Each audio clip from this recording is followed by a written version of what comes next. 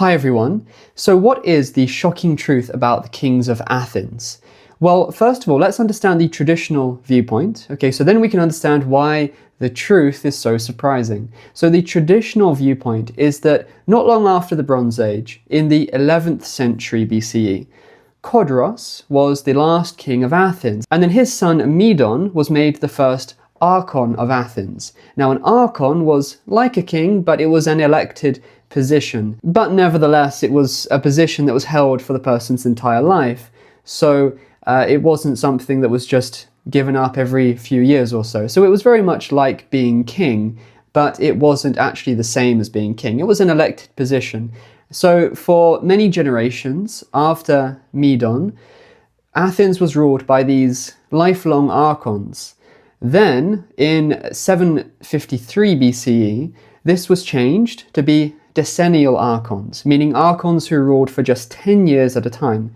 Then, in 682 BCE, this was changed to annual archons, and then it continued like that for many centuries thereafter. That's the traditional idea. That's what Greek tradition, the most famous tradition from ancient Greece, tells us.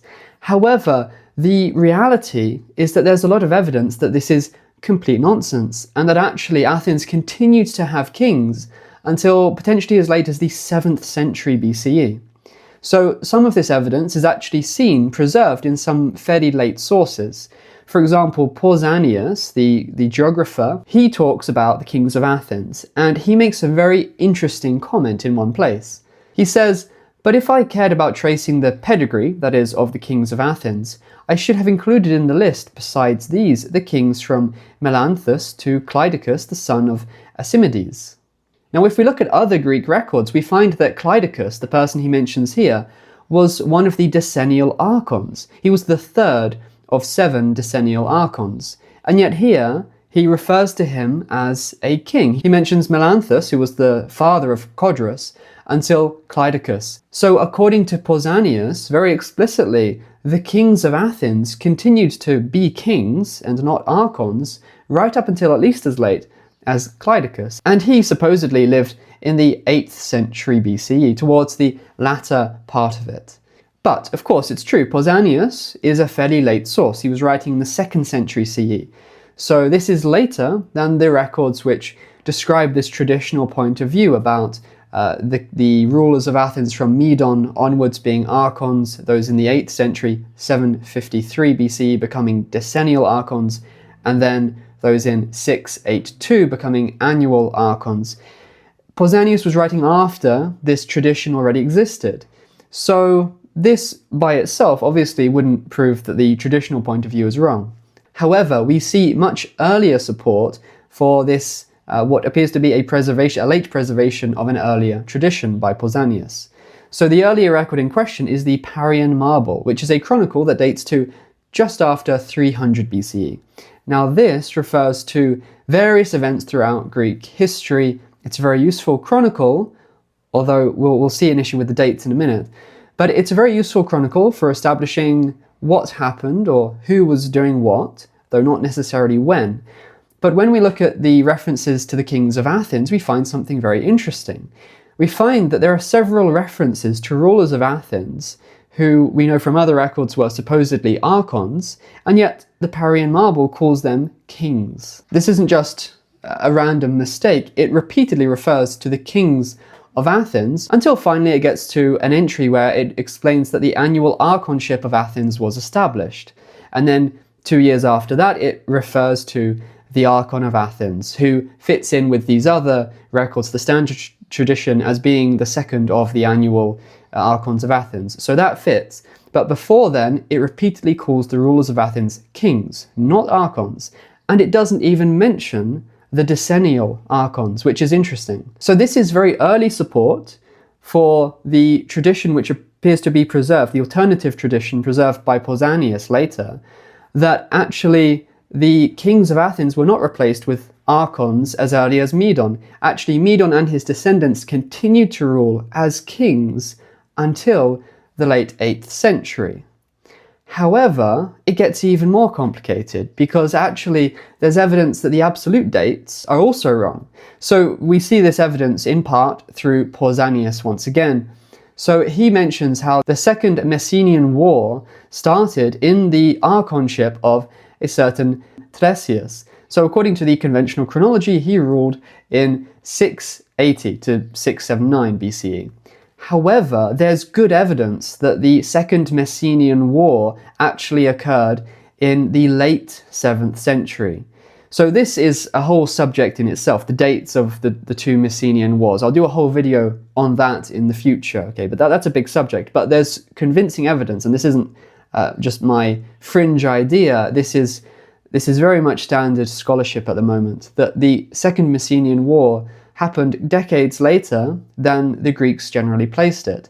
And yet Pausanias tells us that it happened in the archonship of this Thracias. So this indicates that he was archon decades later than traditionally placed, perhaps right towards the end, actually, of the 7th century. So that would indicate that the kings of Athens continued until even later still, into the 7th century BCE, if we just work backwards linearly. However, it gets even more complicated than that, because there's a tradition which dates back at least as far as the time of Aristotle, which was this tradition circulating that Homer was a contemporary of Medon and Neleus, both sons of Codrus.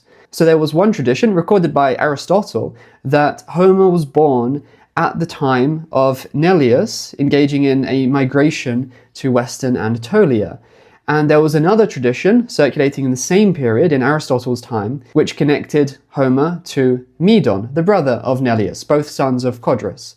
So this fairly early tradition was that Homer was a contemporary of these sons of Codrus, supposedly when the first archons of Athens appeared, although as we've seen, actually they continued being kings until much later. But this is really significant when we consider the evidence that Homer was born in the 7th century. He was a thoroughly 7th century figure. You can see my previous video about that very subject, where I look into the evidence for when the Iliad was composed, when Homer really lived.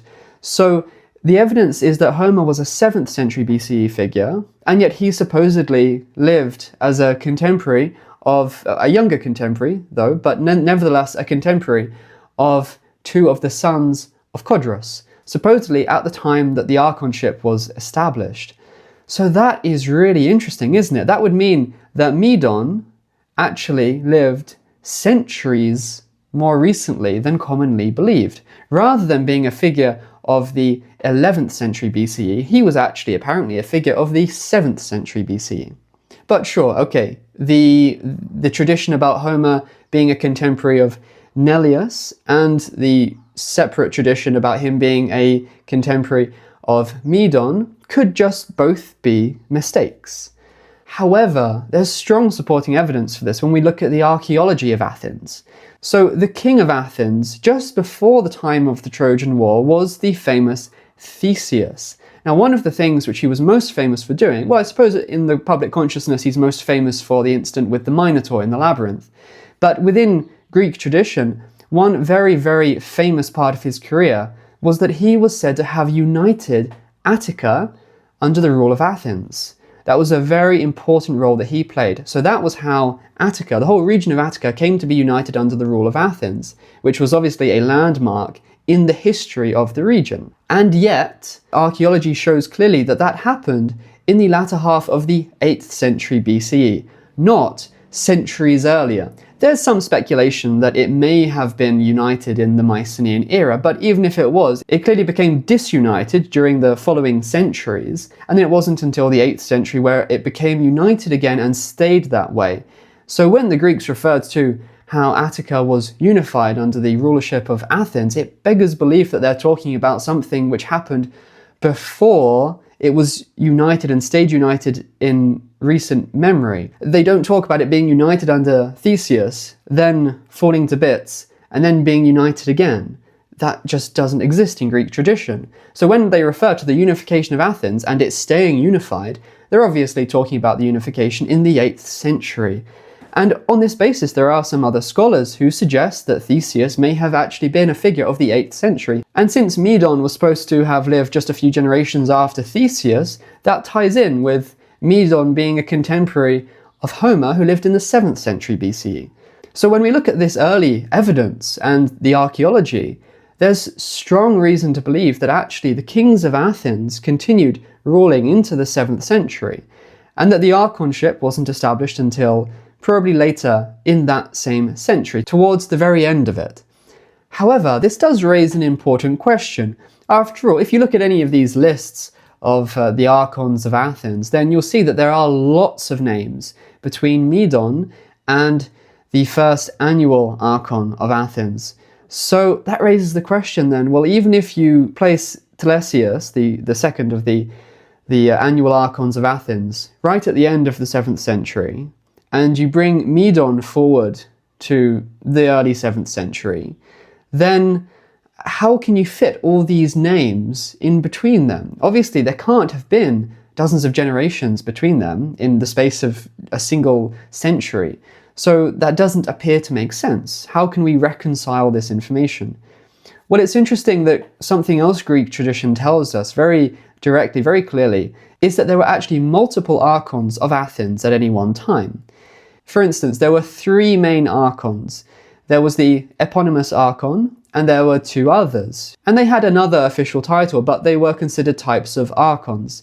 And in fact, there were also other sub-archons as well, who didn't have the same positions as those 3, but they were also types of archons as well, who helped the other 3.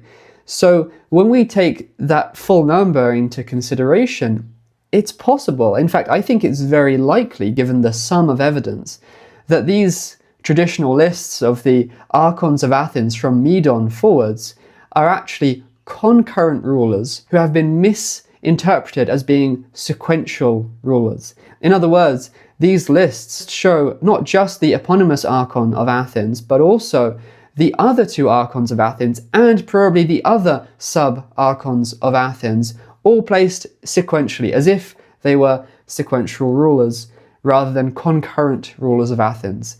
So when we bear that in mind, it makes sense how there are these lists of various rulers between Medon and Telesius, when the evidence indicates that both of them were within the same century, within the 7th century, just at opposite ends, but separated by less than 100 years. So I believe that that is the most logical explanation for how we can harmonize the sum of evidence.